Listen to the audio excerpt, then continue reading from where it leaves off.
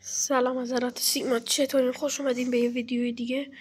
بچه های امروز اومدم بهتون یاد بدم که چجوری هیدن هازارد دیلی گیم که همون پنالتی زدنه که خودتون میدونید هر روزم باید انجام بدیم، یعنی این هیدن هازارد رو به 102 برسونیم. اول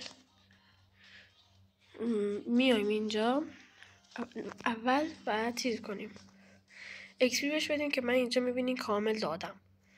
بعدش میایم روی این میزنیم و ریکامندد رو میزنیم و خودش کامل پرش میکنه تا ته ارتقاش میده. ولی یه دونه بوستر هم باید بهش اضافه کنیم.